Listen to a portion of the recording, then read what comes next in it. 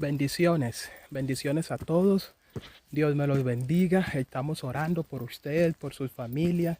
Aquí vamos avanzando gracias al poder de Dios.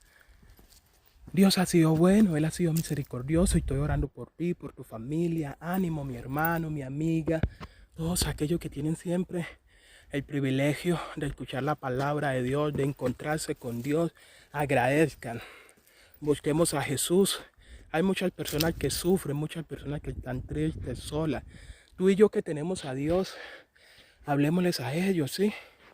Compartamos de Jesús, por favor. Oremos por los demás, no critiquemos, no juzguemos. Sí, somos pecadores, pero como seres humanos tenemos que unirnos todos y ayudarnos. ¿Qué dice Pablo? Si ves a alguien en pecado, redargúyele, ora con él, ayúdale, pero no lo critique. ¿Acaso Jesús, Dios, el Espíritu Santo te mantiene señalando? No, el acusador es Satanás, el acusador de los hermanos es el enemigo. No hagamos el papel de Satanás. Tenemos que orar más, mis hermanos, unirnos en oración. Mis hermanos, les voy a dejar, voy a hacer una oración y mientras yo voy caminando, yo quiero que ustedes escuchen el conflicto de los siglos, capítulo 5. El lucero de la reforma, Juan Wycliffe, que salió de Inglaterra. Él fue el primero en traducir la Biblia en inglés. Mis hermanos, si nosotros conociéramos la historia de cómo fue que los reformadores se levantaron para la Edad Media y cómo fue que la Biblia llegó a nuestras manos, nosotros valoraríamos tener no una Biblia, sino hasta 2, 3 Biblias en nuestros hogares. Hoy en día la Biblia se vende y se consigue aún en los aparatos electrónicos. Y nosotros, sí, nosotros no queremos leerla. Nosotros no queremos. Mis hermanos, es momento de buscar al Señor, de buscar a Dios. Vamos a orar y luego les dejo para que escuchen y miren cómo. Hay que conocer la historia. Es un libro que estamos regalando, El conflicto de los siglos. Habla sobre todo lo que pasó y todo lo que está pasando y lo que va a pasar a futuro, y todo se está cumpliendo al pie de la letra. Ay, oremos por favor los unos por los otros, ayudémonos, sí, como hijos de Dios.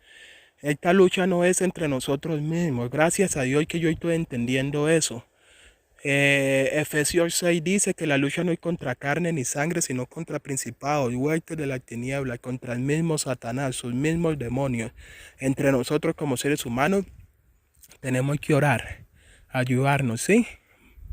Voy a orar por ustedes, ¿sí? Señor bendito, aquí estamos. Gracias, Señor, porque estamos orando los unos por los otros. Gracias por tu creación, Señor. Bendícenos a todos, perdónanos. Ayúdanos, Señor, a que nosotros podamos estar unidos, Señor, ¿sí? Peleamos mucho, estamos alegando, estamos, Señor, batallando para ver quién dice la verdad. No, mis hermanos. No, Dios, perdónanos, ¿sí? Porque tú sabes, Señor, que estamos siguiendo el espíritu de Satanás, pero queremos ser verdaderos hijos tuyos. Señor, ahora vamos a escuchar el conflicto de los siglos. Hoy en día el internet, la tecnología se facilita para que nosotros podamos crecer espiritualmente. Usando la tecnología, las redes sociales son de bendición para ti. Gracias por este hermoso ministerio Jóvenes Hoy, en el cual siempre oramos por los demás, llevamos esperanza a la humanidad. Señor, te pido por todos. Hilda, te pido por Zuleida, por Juan, por todas las peticiones, todos los nombres, por Norma, muchas y muchas personas que siempre se unen y escuchan, Señor, sus oraciones. Gracias, Señor, porque sé que estás sanando a los enfermos, estás bendiciendo a los jóvenes, los niños, las familias. Gracias, Señor, por tanto amor, tanta misericordia. Queremos, Señor, obedecerte, serte fiel. Queremos seguir tu camino y tu palabra. Gracias por tu creación, gracias por la vida, gracias por tu misericordia, porque no nos has eliminado, sino que más bien estás teniendo paciencia con nosotros. Bendícenos siempre, gracias en Jesús. Amén, amén. Que mi Dios me los bendiga, mis hermanos. Entonces vamos a escuchar, por favor, pongan atención. Norma, Norma, si por favor, Norma, alguien de los que escuchen en estos momentos, apenas yo coloque el audio, por favor comenten si sí están escuchando, ¿sí? Eso es lo que deseo saber. Y ya luego vamos aprendiendo más de la palabra de Dios, del conflicto de los siglos, del espíritu de profecía. Es muy importante conocer las historias, sí, muy importante conocer de dónde venimos, porque si no conocemos de dónde venimos, por eso hoy en día no valoramos la palabra de Dios, porque no conocemos. Y por eso Dios dice que el pueblo perece por falta de conocimiento. El pueblo se pierde por falta de conocimiento. Entonces, Daniel, Fabi, todos los que están escuchando, voy a poner el audio y me dicen si lo escuchan bien, lo voy a poner. Vamos allá.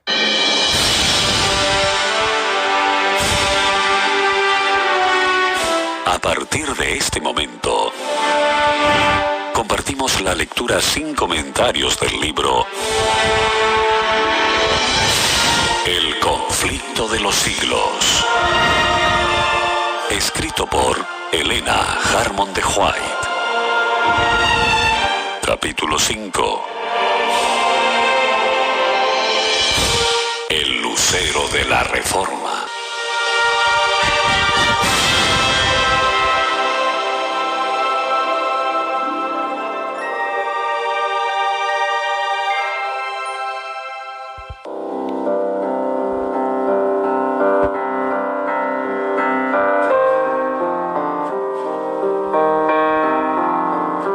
Antes de la Reforma, hubo tiempos en que no existieron sino muy pocos ejemplares de la Biblia. Pero Dios no había permitido que su palabra fuese destruida completamente. Sus verdades no habían de quedar ocultas para siempre. Le era tan fácil quitar las cadenas a las palabras de vida como abrir las puertas de las cárceles y quitar los cerrojos a las puertas de hierro para poner en libertad a sus siervos. En los diferentes países de Europa hubo hombres que se sintieron impulsados por el Espíritu de Dios a buscar la verdad como un tesoro escondido y que, siendo guiados providencialmente hacia las Santas Escrituras, estudiaron las sagradas páginas con el más profundo interés. Deseaban adquirir la luz a cualquier costo. Aunque no lo veían todo con claridad, pudieron discernir muchas verdades que hacía tiempo yacían sepultadas. Iban como mensajeros enviados del cielo, rompiendo las ligaduras del error y la superstición, y exhortando a los que por tanto tiempo habían permanecido esclavos a que se levantaran y afirmaran su libertad. Salvo entre los valdenses, la palabra de Dios había quedado encerrada dentro de los límites de idiomas conocidos tan solo por la gente instruida. Pero llegó el tiempo en que las Sagradas Escrituras iban a ser traducidas y entregadas a gentes de diversas tierras en su propio idioma. Había ya pasado la obscura medianoche para el mundo. Fenecían las horas de tinieblas y en muchas partes aparecían señales del alba que estaba para rayar. En el siglo XIV salió en Inglaterra el lucero de la Reforma, Juan Wycliffe, que fue el heraldo de la Reforma no solo para Inglaterra, sino para toda la cristiandad. La gran protesta que contra Roma le fue dado lanzar no iba a ser nunca acallada, porque inició la lucha que iba a dar por resultado la emancipación de los individuos, las iglesias y las naciones. Recibió Wycliffe una educación liberal, y para él era el amor de Jehová el principio de la sabiduría. Se distinguió en el colegio por su ferviente piedad, a la vez que por su talento notable y su profunda erudición. En su sed de saber trató de conocer todos los ramos de la ciencia. Se educó en la filosofía escolástica, en los cánones de la Iglesia y en el derecho civil, especialmente en el de su país. En sus trabajos posteriores le fue provechosa esta temprana enseñanza. Debido a su completo conocimiento de la filosofía especulativa de su tiempo, pudo exponer los errores de ella y el estudio de las leyes civiles y eclesiásticas le preparó para tomar parte en la gran lucha por la libertad civil y religiosa. A la vez que podía manejar las armas que encontraba en la palabra de Dios, había adquirido la disciplina intelectual de las escuelas y comprendía la táctica de los hombres de escuela. El poder de su genio y sus conocimientos extensos y profundos le granjearon el respeto de amigos y enemigos. Sus partidarios veían con orgullo que su campeón sobresalía entre los intelectos más notables de la nación, y sus enemigos se veían imposibilitados para arrojar desdén sobre la causa de la reforma por una exposición de la ignorancia o debilidad de su defensor. Estando Wycliffe todavía en el colegio, se dedicó al estudio de las Santas Escrituras. En aquellos remotos tiempos, cuando la Biblia existía solo en los idiomas primitivos, los eruditos eran los únicos que podían allegarse a la fuente de la verdad, que a las clases incultas les estaba vedada. Ese estudio preparó el camino para el trabajo futuro de Wycliffe como reformador. Algunos hombres ilustrados habían estudiado la palabra de Dios y en ella habían encontrado revelada la gran verdad de la gracia concedida gratuitamente por Dios. Y por sus enseñanzas habían difundido esta verdad e inducido a otros a aceptar los oráculos divinos. Cuando la atención de Wycliffe fue dirigida a las Sagradas Escrituras, se consagró a escudriñarlas con el mismo empeño que había desplegado para adueñarse por completo de la instrucción que se impartía en los colegios. Hasta entonces había experimentado una necesidad que ni sus estudios escolares ni las enseñanzas de la Iglesia habían podido satisfacer. Encontró en la palabra de Dios lo que antes había buscado en vano. En ella halló revelado el plan de la salvación y vio a Cristo representado como el único abogado para el hombre. Se entregó al servicio de Cristo y resolvió proclamar las verdades que había descubierto. Como los reformadores que se levantaron tras él, Wycliffe, en el comienzo de su obra, no pudo prever hasta dónde ella le conduciría. No se levantó deliberadamente en oposición contra Roma, pero su devoción a la verdad no podía menos que ponerle en conflicto con la mentira. Conforme iba discerniendo con mayor claridad los errores del papado, presentaba con creciente ardor las enseñanzas de la Biblia. Veía que Roma había abandonado la palabra de Dios, cambiándola por las tradiciones humanas.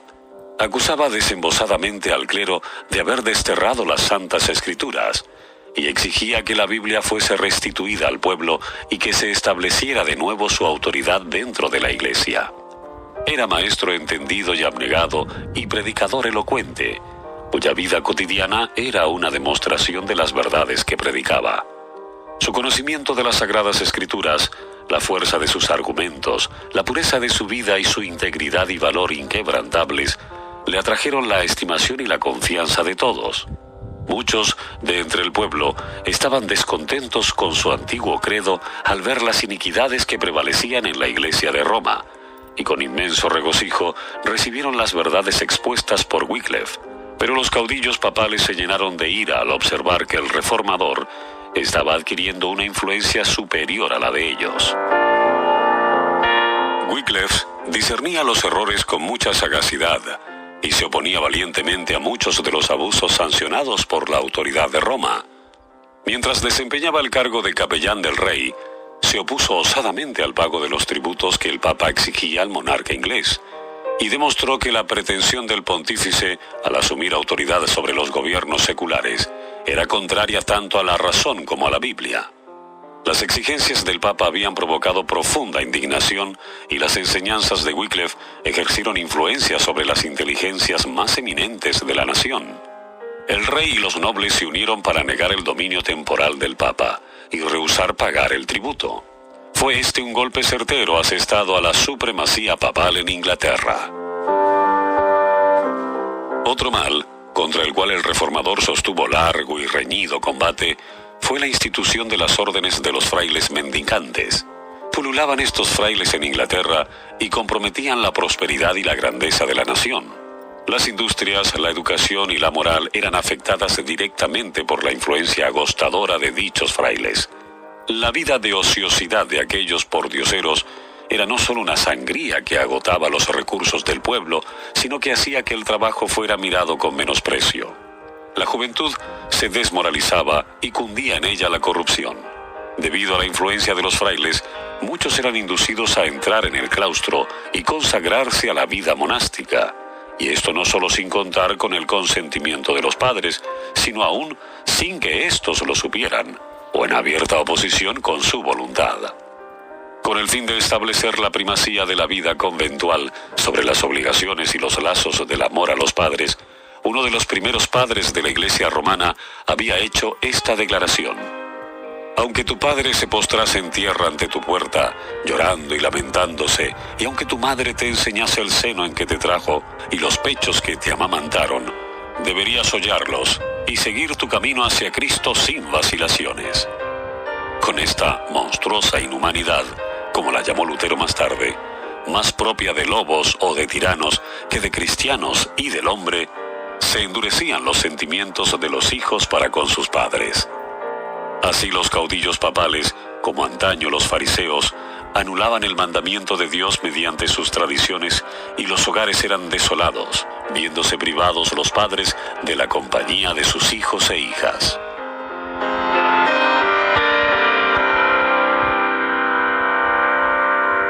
Aún los mismos estudiantes de las universidades eran engañados por las falsas representaciones de los monjes e inducidos a incorporarse en sus órdenes. Muchos se arrepentían luego de haber dado este paso, al echar de ver que marchitaban su propia vida y ocasionaban congojas a sus padres. Pero una vez cogidos en la trampa, les era imposible recuperar la libertad. Muchos padres, temiendo la influencia de los monjes, rehusaban enviar a sus hijos a las universidades, y disminuyó notablemente el número de alumnos que asistían a los grandes centros de enseñanza. Así decayeron estos planteles y prevaleció la ignorancia. El Papa había dado a los monjes facultad de oír confesiones y de otorgar absolución, cosa que se convirtió en mal incalculable. En su afán por incrementar sus ganancias, los frailes estaban tan dispuestos a conceder la absolución al culpable que toda clase de criminales se acercaba a ellos, y se notó en consecuencia un gran desarrollo de los vicios más perniciosos. Dejábase padecer a los enfermos y a los pobres, en tanto que los donativos que pudieran aliviar sus necesidades eran depositados a los pies de los monjes, quienes con amenazas exigían las limosnas del pueblo y denunciaban la impiedad de los que las retenían. No obstante su voto de pobreza, la riqueza de los frailes iba en constante aumento, y sus magníficos edificios y sus mesas suntuosas hacían resaltar más la creciente pobreza de la nación. Y mientras que ellos dedicaban su tiempo al fausto y los placeres, mandaban en su lugar a hombres ignorantes que solo podían relatar cuentos maravillosos, leyendas y chistes para divertir al pueblo y hacerle cada vez más víctima de los engaños de los monjes. A pesar de todo esto, los tales seguían ejerciendo dominio sobre las muchedumbres supersticiosas y haciéndoles creer que todos sus deberes religiosos se reducían a reconocer la supremacía del Papa, adorar a los santos y hacer donativos a los monjes, y que esto era suficiente para asegurarles un lugar en el cielo. Hombres instruidos y piadosos se habían esforzado en vano por realizar una reforma en estas órdenes monásticas. Pero Wycliffe, que tenía más perspicacidad, asestó sus golpes a la raíz del mal, declarando que de por sí el sistema era malo y que debería ser suprimido. Se suscitaron discusiones e investigaciones. Mientras los monjes atravesaban el país vendiendo indulgencias del Papa, muchos había que dudaban de la posibilidad de que el perdón se pudiera comprar con dinero, y se preguntaban si no sería más razonable buscar el perdón de Dios antes que el del pontífice de Roma.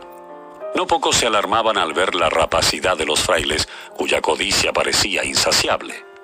Los monjes y sacerdotes de Roma, decían ellos, nos roen como el cáncer. Dios tiene que librarnos o el pueblo perecerá. Para disimular su avaricia, estos monjes mendicantes aseveraban seguir el ejemplo del Salvador y declaraban que Jesús y sus discípulos habían sido sostenidos por la caridad de la gente. Este aserto perjudicó su causa, porque indujo a muchos a investigar la verdad en la Biblia, que era lo que menos deseaba Roma, pues los intelectos humanos eran así dirigidos a la fuente de la verdad que ella trataba de ocultarles. Wycliffe empezó a publicar folletos contra los frailes. no tanto para provocarlos a discutir con él, como para llamar la atención de la gente hacia las enseñanzas de la Biblia y hacia su autor. Declaró que el poder de perdonar o de excomulgar no le había sido otorgado al Papa en grado mayor que a los simples sacerdotes, y que nadie podía ser verdaderamente excomulgado mientras no hubiese primero atraído sobre sí la condenación de Dios. Y en verdad que Wycliffe no hubiera podido acertar con un medio mejor de derrocar el formidable dominio espiritual y temporal que el Papa levantara y bajo el cual millones de hombres gemían cautivos en cuerpo y alma.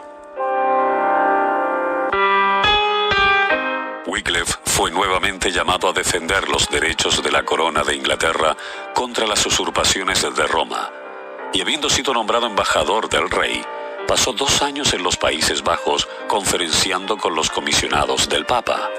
Allí estuvo en contacto con eclesiásticos de Francia, Italia y España, y tuvo oportunidad de ver lo que había entre bastidores y de conocer muchas cosas que en Inglaterra no hubiera descubierto. Se enteró de muchas cosas que le sirvieron de argumento en sus trabajos posteriores. En aquellos representantes de la corte del Papa, leyó el verdadero carácter y las aspiraciones de la jerarquía. Volvió a Inglaterra para reiterar sus anteriores enseñanzas con más valor y celo que nunca, declarando que la codicia, el orgullo y la impostura eran los dioses de Roma. Hablando del Papa y de sus recaudadores, decía en uno de sus folletos: ellos sacan de nuestra tierra el sustento de los pobres y miles de marcos al año del dinero del rey a cambio de sacramentos y artículos espirituales, lo cual es maldita herejía simoníaca, y hacen que toda la cristiandad mantenga y afirme esta herejía. Y a la verdad, si en nuestro reino hubiera un cerro enorme de oro, y no lo tocara jamás hombre alguno, sino solamente este recaudador sacerdotal, orgulloso y mundano, en el curso del tiempo el cerro llegaría a gastarse todo entero, porque él se lleva cuanto dinero haya en nuestra tierra y no nos devuelve más que la maldición que Dios pronuncia sobre su simonía. Poco después de su regreso a Inglaterra, Wycliffe recibió del rey el nombramiento de rector de Lutewat. Esto le convenció de que el monarca, cuando menos, no estaba descontento con la franqueza con que había hablado. Su influencia se dejó sentir en las resoluciones de la corte, tanto como en las opiniones religiosas de la nación.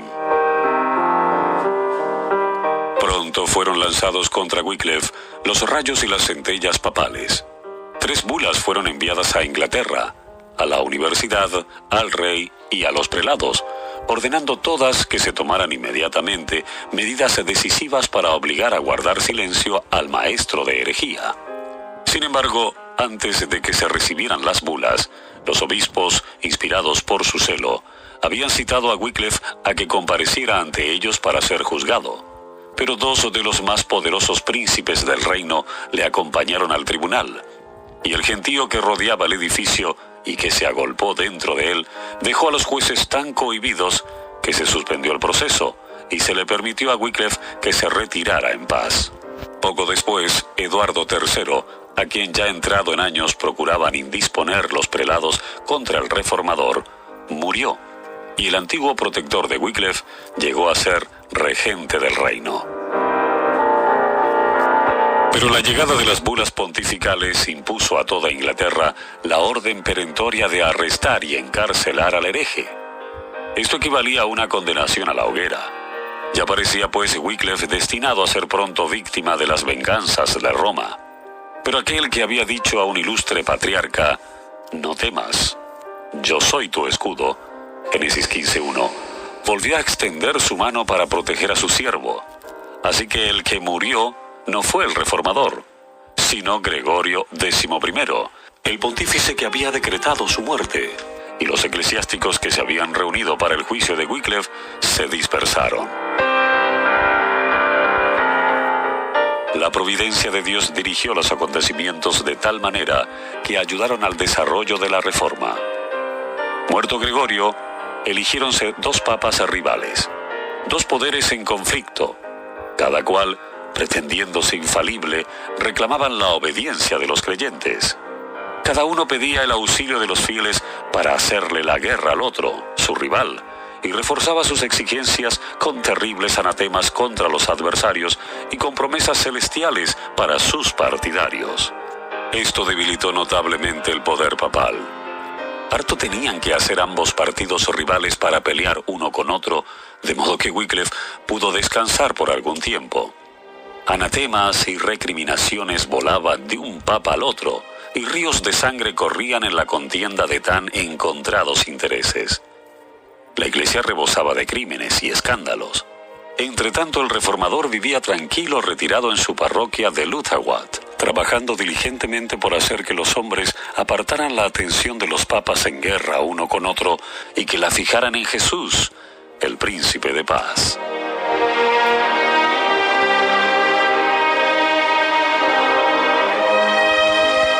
El cisma, con la contienda y corrupción que produjo, preparó el camino para la reforma, pues ayudó al pueblo a conocer el papado tal cual era.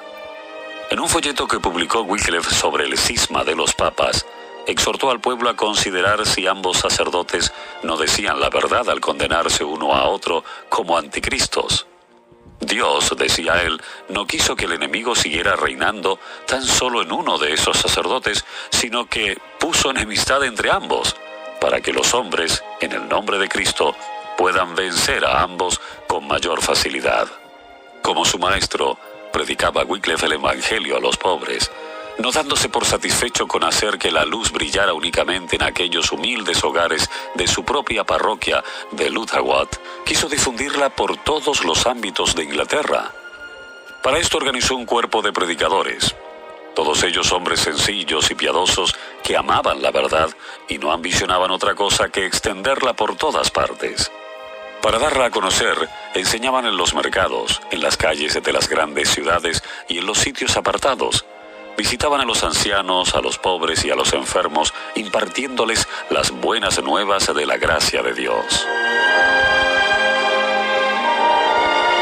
Siendo profesor de teología en Oxford, predicaba Wycliffe la palabra de Dios en las aulas de la universidad.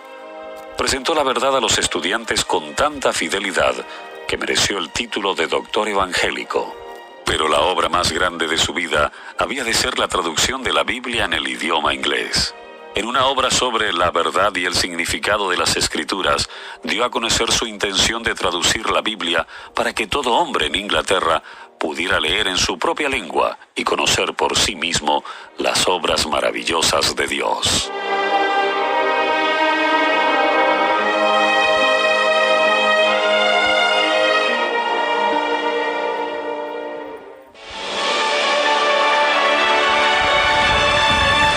Usted está escuchando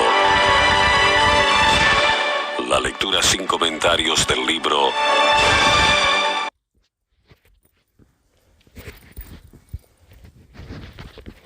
¿Cómo van hasta aquí? Ahora sí hablemos. ¿Cómo les parece lo que hizo Juan Wycliffe, el lucero de la Reforma, que se levantó en el siglo XIV en Inglaterra? ¿Cómo van todos aquellos que se van uniendo? Ya saben, ¿no? Seguimos avanzando, orando los unos por los otros. Dios me los bendiga.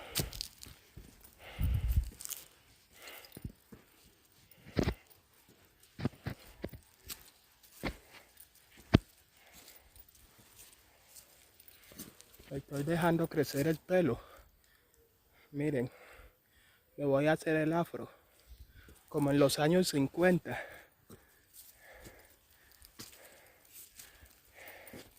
Estoy transmitiendo desde acá, desde El Salvador. Sí, él hizo un gran trabajo para Dios.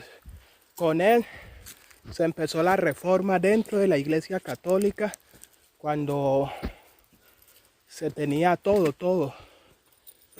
Y lo más interesante es que se levantaron de ahí adentro. Y se inicia con Wycliffe, Juan Wycliffe.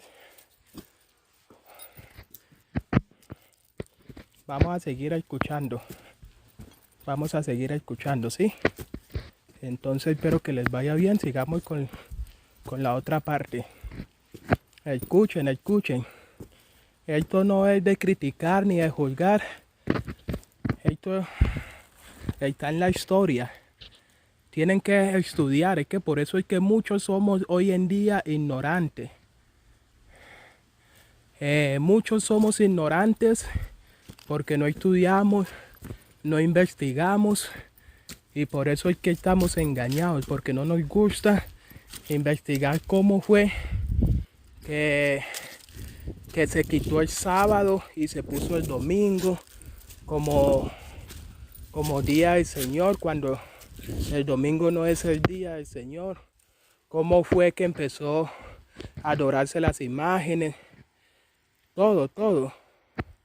Entonces, mis hermanos, es de verdad, no es por criticar, pero a veces pensamos de que le estamos sirviendo a Dios y la verdad es que no le estamos sirviendo a Dios sino al mismo Satanás. Satanás también tiene poder y Satanás tiene sus iglesias. Satanás hace milagros y por eso en el día del juicio muchos se van a llevar sorpresa y van a decir, wow, yo pensaba que te servía a Dios, pero Dios va a decir, no, apartado de mí, obrador de maldad. ¿Por qué? Porque hemos estado engañados, porque no nos gusta estudiar la Biblia, no nos gusta nada. Y hoy en día que tenemos la ciencia tan avanzada, hoy tenemos todo a nuestro favor. Podemos ir a Google e investigar. Play Store, YouTube, pero nosotros no queremos, estamos desenseñados al pecado, pero bueno, lo importante es que ojalá tú abras los ojos a tiempo y no te pierdas, porque eso es lo que Dios no quiere, que tú y yo nos perdamos. Entonces sigamos escuchando, ¿sí? Espero que les esté gustando. Y los que no quieran escuchar se pueden retirar de la transmisión. Los que quieran seguir, pues quédense, no hay ningún problema. Yo no me enojo por eso. Yo cumplo con mi parte de compartir la palabra y el espíritu de profecía. El conflicto de los siglos. Capítulo 5. El lucero de la reforma.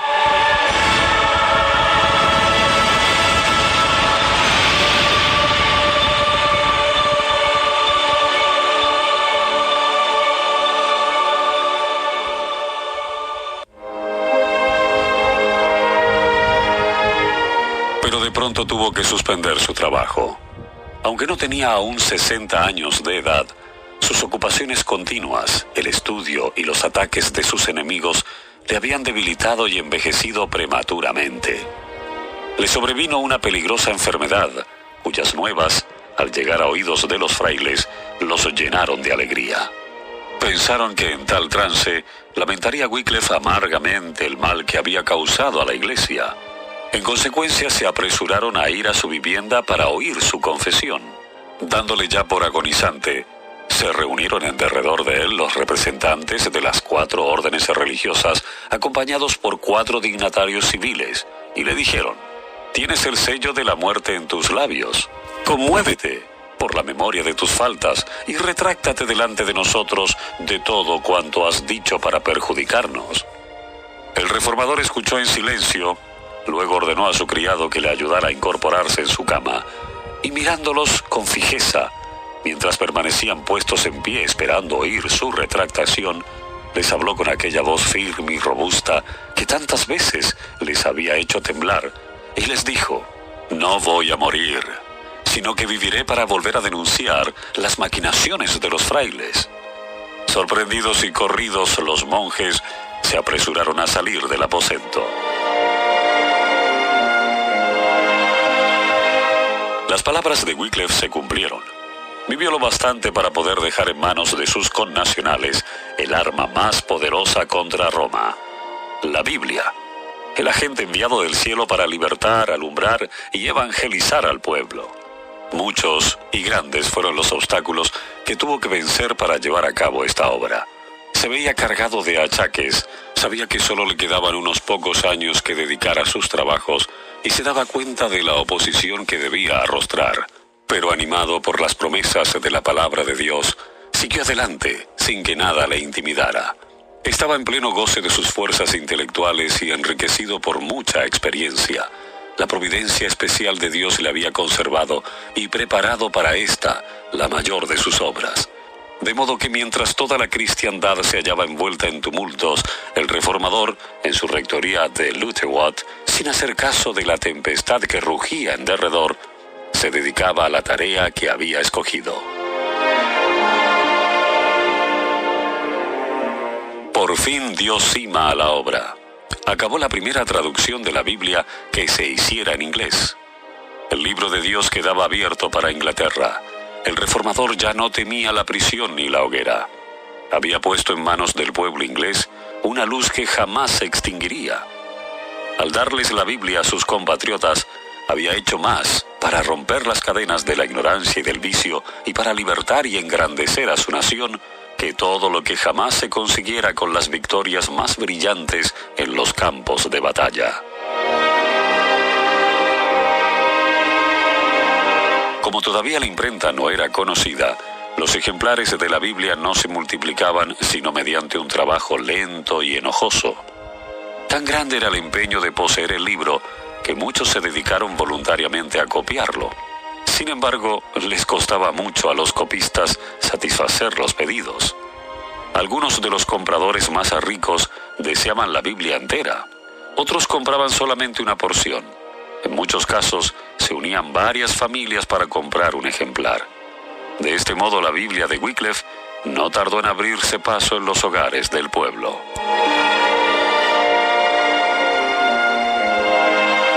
Como el sagrado libro apelaba a la razón, logró despertar a los hombres de su pasiva sumisión a los dogmas papales. En lugar de estos, Wycliffe enseñaba las doctrinas distintivas del protestantismo: la salvación por medio de la fe en Cristo y la infalibilidad única de las Sagradas Escrituras. Los predicadores que él enviaba ponían en circulación la Biblia junto con los escritos del reformador, y con tan buen éxito que la nueva fe fue aceptada por casi la mitad del pueblo inglés. La aparición de las Santas Escrituras llenó de profundo desaliento a las autoridades de la Iglesia. Estas tenían que hacer frente ahora a un agente más poderoso que Wycliffe, una fuerza contra la cual todas sus armas servirían de poco. No había ley en aquel tiempo que prohibiese en Inglaterra la lectura de la Biblia, porque jamás se había hecho una versión en el idioma del pueblo. Tales leyes se dictaron poco después y fueron puestas en vigor del modo más riguroso. Pero entre tanto, y a pesar de los esfuerzos del clero, hubo oportunidad para que la palabra de Dios circulara por algún tiempo. Nuevamente los caudillos papales quisieron imponer silencio al reformador. Le citaron ante 3 tribunales sucesivos para juzgarlo, pero sin resultado alguno. Primero, un sínodo de obispos declaró que sus escritos eran heréticos, y logrando atraer a sus miras al joven rey Ricardo II, obtuvo un decreto real que condenaba a prisión a todos los que sostuviesen las doctrinas condenadas. Wycliffe apeló de esa sentencia del sínodo al Parlamento. Sin temor alguno demandó al clero ante el Concilio Nacional y exigió que se reformaran los enormes abusos sancionados por la Iglesia. Con notable don de persuasión describió las usurpaciones y las corrupciones de la sede papal, y sus enemigos quedaron confundidos. Los amigos y partidarios de Wycliffe se habían visto obligados a ceder, y se esperaba confiadamente que el mismo reformador, al llegar a la vejez y verse solo y sin amigos, se inclinaría ante la autoridad combinada de la corona y de la mitra. Mas en vez de esto, los papistas se vieron derrotados. Entusiasmado por las elocuentes interpelaciones de Wycliffe, el Parlamento revocó el edicto de persecución y el reformador se vio nuevamente libre. Por tercera vez le citaron para formarle juicio, y esta vez ante el más alto tribunal eclesiástico del reino. En esta Corte Suprema no podía haber favoritismo para la herejía. En ella debía asegurarse el triunfo para Roma y ponerse fin a la obra del reformador. Así pensaban los papistas. Si lograban su intento, Wycliffe se vería obligado a abjurar sus doctrinas, o de lo contrario solo saldría del tribunal para ser quemado.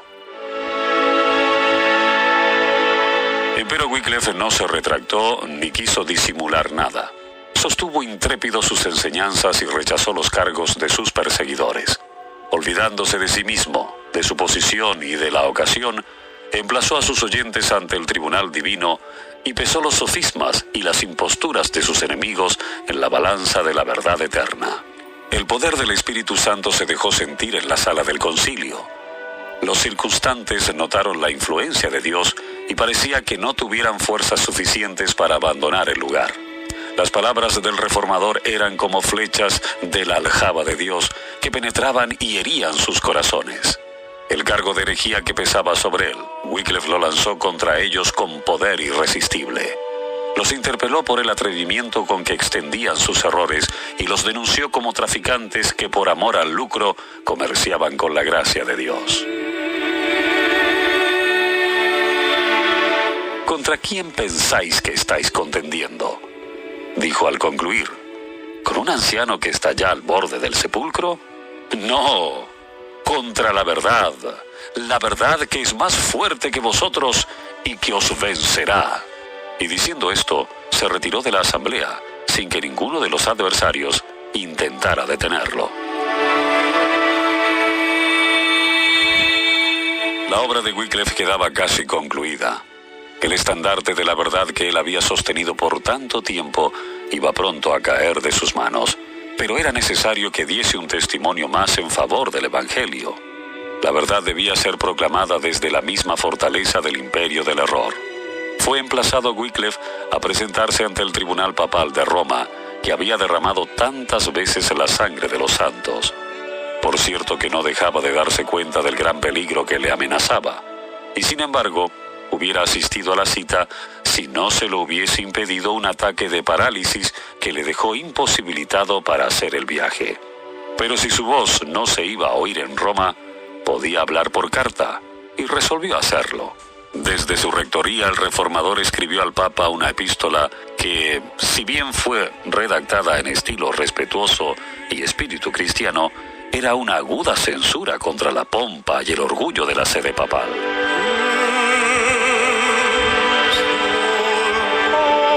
En verdad me regocijo, decía, en hacer notoria y afirmar delante de todos los hombres la fe que poseo, y especialmente ante el obispo de Roma, quien, como supongo que ha de ser persona honrada y de buena fe, no se negará a confirmar gustoso esta mi fe, o la corregirá, si acaso la encuentra errada. En primer término, supongo que el Evangelio de Cristo es toda la substancia de la ley de Dios. Declaro y sostengo que por ser el obispo de Roma, el vicario de Cristo aquí en la tierra, está sujeto más que nadie a la ley del Evangelio. Porque entre los discípulos de Cristo la grandeza no consistía en dignidades o valer mundanos, sino en seguir de cerca a Cristo e imitar fielmente su vida y sus costumbres. Durante el tiempo de su peregrinación en la tierra, Cristo fue un hombre muy pobre, que despreciaba y desechaba todo poder y todo honor terreno. Ningún hombre de buena fe debiera seguir al Papa ni a santo alguno, sino en aquello en que ellos siguen el ejemplo del Señor Jesucristo, pues San Pedro y los hijos de Zebedeo, al desear honores del mundo, lo cual no es seguir las pisadas de Cristo, pecaron, y por tanto no deben ser imitados en sus errores. El Papa debería dejar al poder secular todo dominio y gobierno temporal, y con tal fin exhortar y persuadir eficazmente a todo el clero a hacer otro tanto, pues así lo hizo Cristo, y especialmente sus apóstoles. Por consiguiente, si me he equivocado en cualquiera de estos puntos, estoy dispuesto a someterme a la corrección, y aún a morir si es necesario. Si pudiera yo obrar conforme a mi voluntad y deseo, siendo dueño de mí mismo, de seguro que me presentaría ante el obispo de Roma. Pero el Señor se ha dignado visitarme para que se haga lo contrario, y me ha enseñado a obedecer a Dios antes que a los hombres.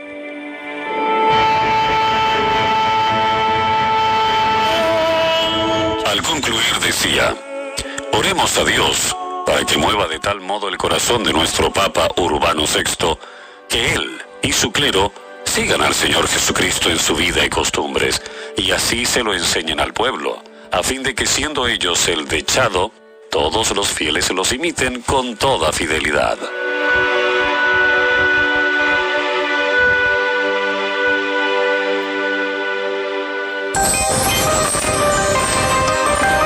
Esta es la lectura sin comentarios del libro El Conflicto.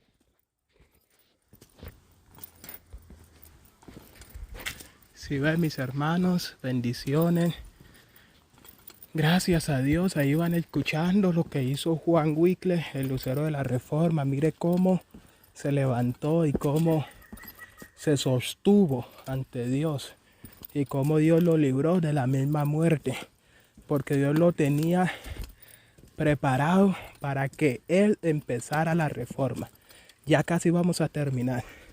Le quiero mucho, Emma. Dios conoce mi corazón. Dios sabe quién es JH de la Cruz. Y Dios sabrá. Mientras tenga vida, voy a orar. Y mientras pueda dirigir este ministerio que Dios puso en mis manos, hablaré la verdad. Bendiciones. Sigamos escuchando, ¿sí? De los siglos. Capítulo 5. El lucero de la Reforma.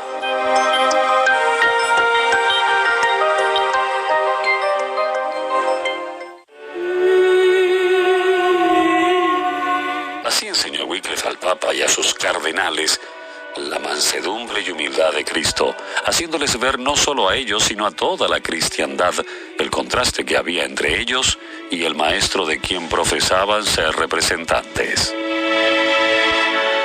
Wycliffe estaba convencido de que su fidelidad iba a costarle la vida.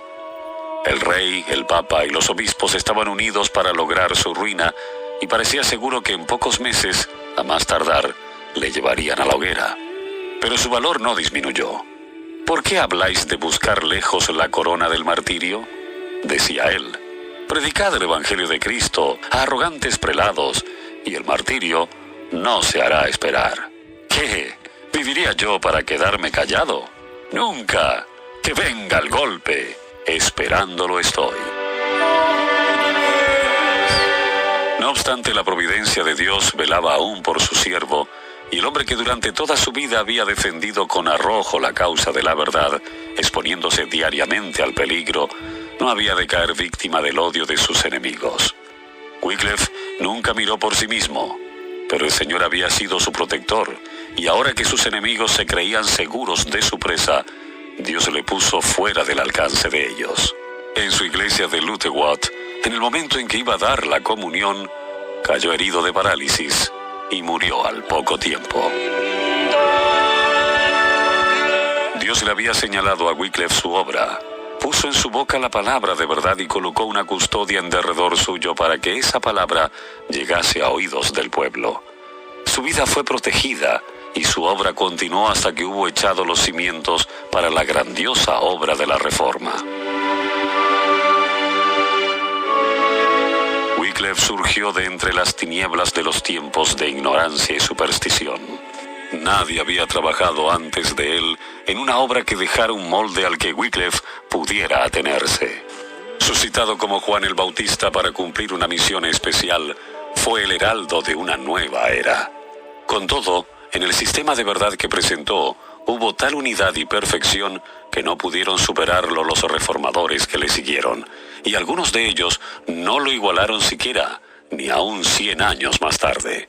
Echó cimientos tan hondos y amplios y dejó una estructura tan exacta y firme que no necesitaron hacer modificaciones los que le sucedieron en la causa.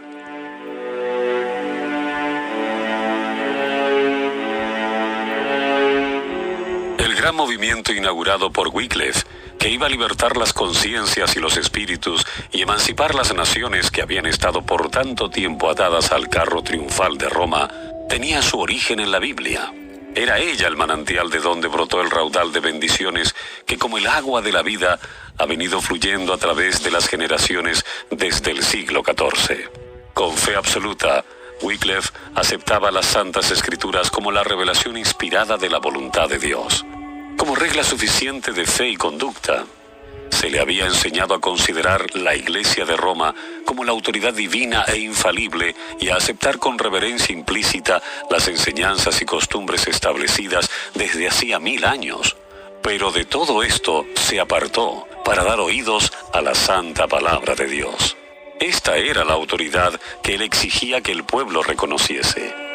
En vez de la Iglesia que hablaba por medio del Papa, declaraba él que la única autoridad verdadera era la voz de Dios, escrita en su palabra, y enseñó que la Biblia es no solo una revelación perfecta de la voluntad de Dios, sino que el Espíritu Santo es su único intérprete, y que por el estudio de sus enseñanzas, cada uno debe conocer por sí mismo sus deberes. Así logró que se fijaran los hombres en la palabra de Dios y dejaran a un lado al Papa y a la Iglesia de Roma. Wycliffe fue uno de los mayores reformadores. Por la amplitud de su inteligencia, la claridad de su pensamiento, su firmeza para sostener la verdad y su intrepidez para defenderla, fueron pocos los que le igualaron entre los que se levantaron tras él.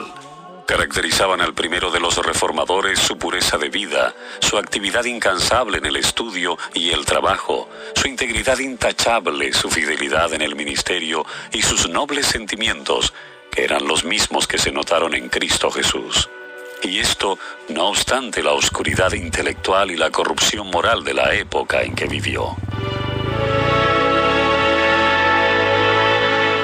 El carácter de Wycliffe es una prueba del poder educador y transformador de las Santas Escrituras. A la Biblia debió él todo lo que fue. El esfuerzo hecho para comprender las grandes verdades de la revelación imparte vigor a todas las facultades y las fortalece, ensancha el entendimiento, aguza las percepciones y madura el juicio. El estudio de la Biblia ennoblecerá como ningún otro estudio el pensamiento, los sentimientos y las aspiraciones.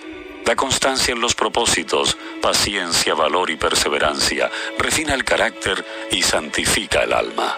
Un estudio serio y reverente de las Santas Escrituras, al poner la mente de quienes se dedicaran a él en contacto directo con la mente del Todopoderoso, daría al mundo hombres de intelecto mayor y más activo, como también de principios más nobles que los que pueden resultar de la más hábil enseñanza de la filosofía humana.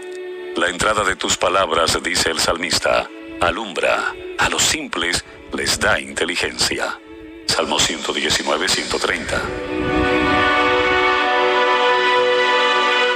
Las doctrinas que enseñó Wycliffe siguieron cundiendo por algún tiempo. Sus partidarios, conocidos por wyclifistas y lolardos, no solo recorrían Inglaterra, sino que se esparcieron por otras partes, llevando a otros países el conocimiento del Evangelio. Cuando su jefe falleció, los predicadores trabajaron con más celo aún que antes, y las multitudes acudían a escuchar sus enseñanzas. Algunos miembros de la nobleza y la misma esposa del rey contábanse en el número de los convertidos, y en muchos lugares se notaba en las costumbres del pueblo un cambio notable, y se sacaron de las iglesias los símbolos idólatras del romanismo. Pero pronto la tempestad de la despiadada persecución se desató sobre aquellos que se atrevían a aceptar la Biblia como guía. Los monarcas ingleses, ansiosos de confirmar su poder con el apoyo de Roma, no vacilaron en sacrificar a los reformadores. Por primera vez en la historia de Inglaterra fue decretado el uso de la hoguera para castigar a los propagadores del Evangelio. Los martirios seguían a los martirios. Los que abogaban por la verdad eran desterrados o atormentados y solo podían clamar al oído del Dios de Sabaoth. Se les perseguía como a enemigos de la iglesia y traidores del reino, pero ellos seguían predicando en lugares secretos, buscando refugio lo mejor que podían en las humildes casas de los pobres y escondiéndose muchas veces en cuevas y antros de la tierra. A pesar de la ira de los perseguidores, continuó serena, firme y paciente por muchos siglos la protesta que los siervos de Dios sostuvieron contra la perversión predominante de las enseñanzas religiosas. Los cristianos de aquellos tiempos primitivos no tenían más que un conocimiento parcial de la verdad, pero habían aprendido a amar la palabra de Dios y a obedecerla, y por ella sufrían con paciencia. Como los discípulos en los tiempos apostólicos, muchos sacrificaban sus propiedades terrenales por la causa de Cristo.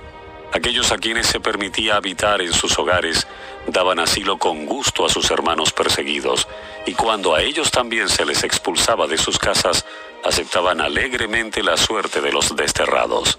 Cierto es que miles de ellos, aterrorizados por la furia de los perseguidores, compraron su libertad haciendo el sacrificio de su fe, y salieron de las cárceles llevando el hábito de los arrepentidos para hacer pública retractación. Pero no fue escaso el número, contándose entre ellos nobles y ricos, así como pobres y humildes, de los que sin miedo alguno daban testimonio de la verdad en los calabozos, en las torres o lolardas, gozosos en medio de los tormentos y las llamas, de ser tenidos por dignos de participar de la comunión de sus padecimientos. Los papistas fracasaron en su intento de perjudicar a Wycliffe durante su vida, y su odio no podía aplacarse mientras que los restos del reformador siguieran descansando en la paz del sepulcro. Por un decreto del Concilio de Constanza, más de 40 años después de la muerte de Wycliffe, sus huesos fueron exhumados y quemados públicamente, y las cenizas arrojadas a un arroyo cercano. Ese arroyo, dice un antiguo escritor, llevó las cenizas al río Avon, el Avon al Severna, el Severna a los mares, y estos al océano. Y así es como las cenizas de Wycliffe son emblema de sus doctrinas, las cuales se hallan esparcidas hoy día por el mundo entero. Cuán poco alcanzaron a comprender sus enemigos el significado de su acto perverso.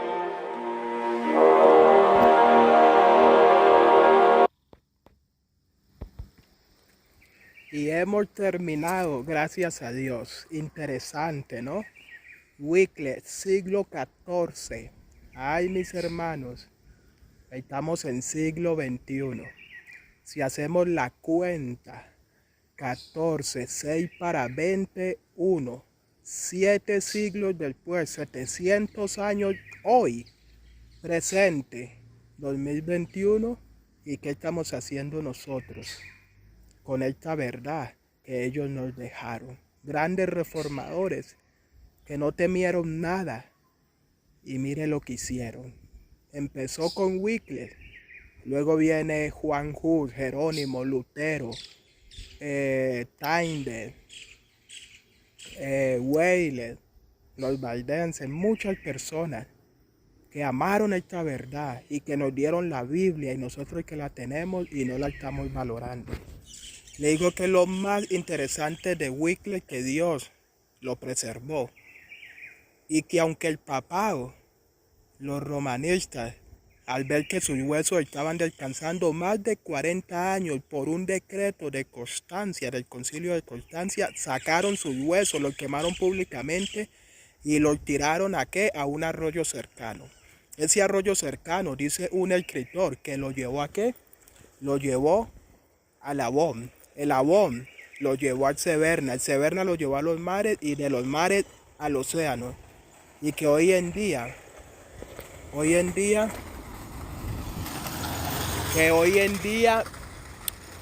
los emblemas de Wycliffe, las doctrinas, circulan por todo el mundo. ¿Sí ves? No podemos hacer nada en contra de la verdad, sino a favor de la verdad. Cuando nosotros pretendemos levantarnos contra la verdad, contra Dios, estamos haciendo grandes obras para que la verdad progrese. Así que, mis hermanos, la decisión es tuya. Es momento de llegar a Dios. Que Dios te bendiga. Gracias a Dios hemos finalizado. Nos vemos en la noche, si Dios quiere. Haré todo lo posible para que en la noche nos veamos en el momento de oración. Feliz tarde. Chao, chao. Dios te bendiga. Bendiciones a todos.